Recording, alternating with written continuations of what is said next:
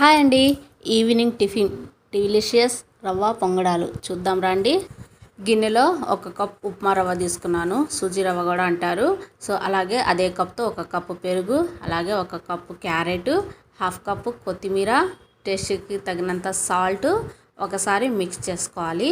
ఇలా మిక్స్ చేసుకున్న తర్వాత ఒక హాఫ్ గ్లాస్ వాటర్ అనేది వేసేసి మంచిగా ఇది కూడా మిక్స్ చేసేసుకోవాలి.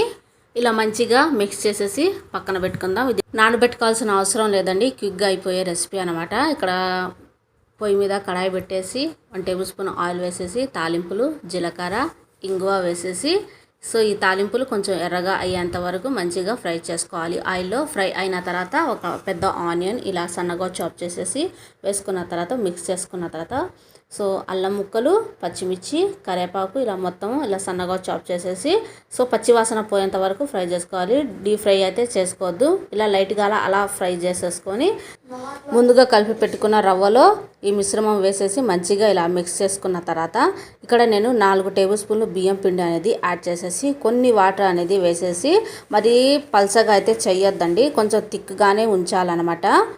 సో ఇలా ఉంటే చాలండి. పొంగడాల పెనం పొయ్యి మీద పెట్టేసి అందులో ఆయిల్ అనేది వేసేసి ఆయిల్ మంచిగా కాగిన తర్వాత ఇక పొంగడాలు అనేది స్పూన్తో ఇలా మంచిగా నింపుకోవాలన్నమాట. మూత పెట్టేసి ఒకవైపు కాలిన తర్వాత రెండో వైపు టర్న్ చేసేసుకోవాలి.